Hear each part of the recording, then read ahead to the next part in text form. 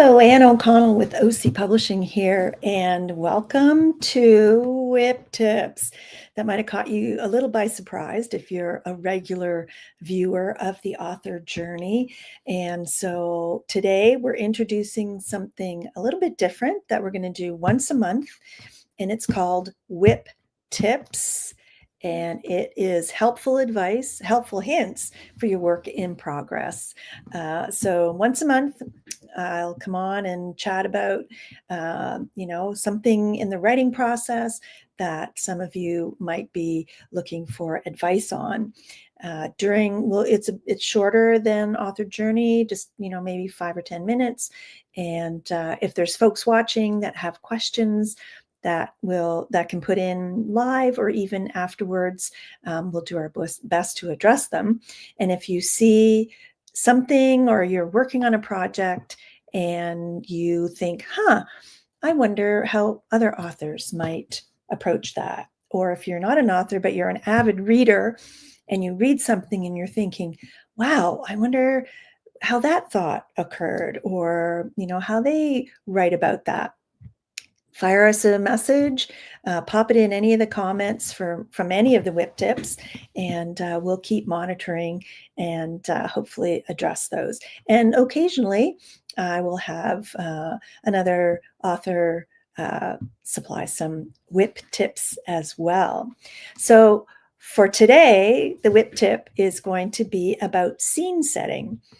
And one of the things when I was writing my most recent novel that just launched last Saturday, Deep Freeze, and as we were going back and forth with editing, my editor, the very brilliant Marianne Ward, had some questions about what the floor plan looked like.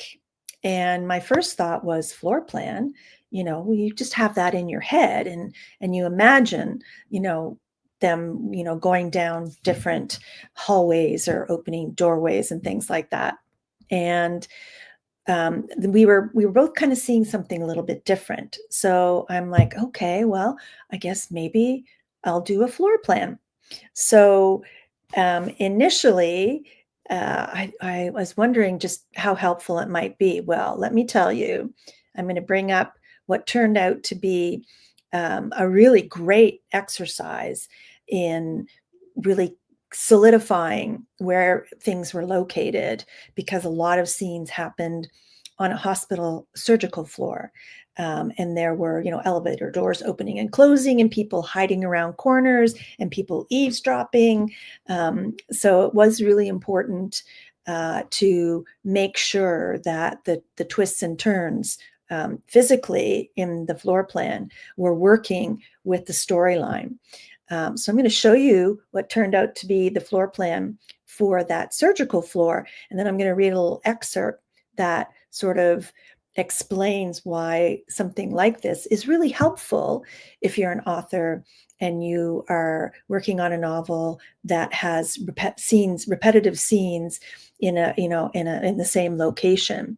So this is the floor plan of the American Hospital surgical floor. That is, like I said, the scene or the site of many scenes in Deep Freeze. And, you can see there's all kinds of different elements, and every single one has a very significant role in the plot development of the book. So at the bottom here, you'll see the elevator. And then I'm going to read this, just a short excerpt, and kind of as I'm reading it, imagine you, the person, the main character, moving through this floor plan. So I am going to read this excerpt. As Susan stepped off the elevator and started down the hallway toward Barry's room, she saw a woman in a lab coat and abaya walking ahead of her. As the woman turned left, Susan paused. Was that Nala in a lab coat? That's strange. Then she saw Frank emerge from his office, looking like a man on a mission. He must be going to Barry's room. But Frank also took a left in the direction Nala had gone. Curious, Susan followed and peeked around a corner. She saw Frank take Nala by the elbow and steer her to the door of the research lab. So if you were paying attention as I was reading, you see that the elevator opens and there's a hallway and the nurse's desk immediately facing. I mentioned Barry's room, which is up on the top right. And then I also talked about Nala's lab, which is kind of top center. So both of those locations on that floor play a huge role in the development of the story. So that was great. It helped us sort of tweak a little bit of where people were turning into the direction and how they were moving about in a particular scene. So then as the story progresses, Nala's lab becomes more and more important, and there were questions about the layout of Nala's lab, and I'm like, oh, okay, well, this is how I envision it, and it was my editor was seeing it a little bit differently. So I thought, okay, well, then readers might be confused as well. So I zoomed in and did a floor plan for Nala's lab. So you go in and straight ahead, there are cubicles where lab techs are working. There's a kind of a hidden panel over to the right, which you don't learn about until a little further on. Hopefully that's not a spoiler. And then there's this secret ward at the far right of Nala's lab. So when I talked about Nala's office, where was that, and what are the eye lines? So our WIP tip today is about making sure that as you're envisioning your storyline, that your readers are following along as well. And that's a big challenge for an author, is to make sure that what you have in your head is being translated or explained well enough on paper to bring that reader along with you on your journey.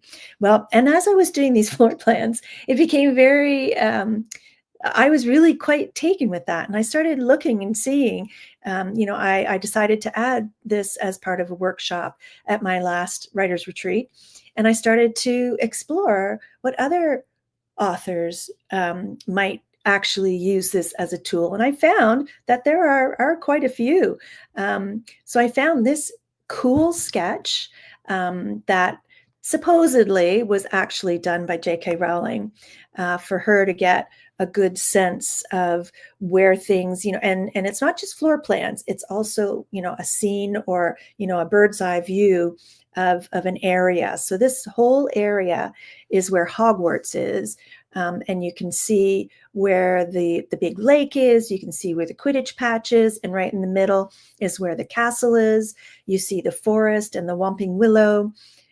So that would have helped her in her mind, when the flying car crashed in the Whomping Willow, where was it in relation to the school? Where was it in relation to, the Quidditch patch and things like that? So this gives you a really good visual, an author, as you're working on these things, to make sure that it translates into the written word. I thought that was kind of fun. And then another example that I found was The Hobbit. So this gives you kind of a layout of where the hobbits lived, and the lineup of homes and all of those kinds of things. So, and of course, adding photos to your brainstorming or creating visuals is always fun as well. So those are just some very simple tips for today.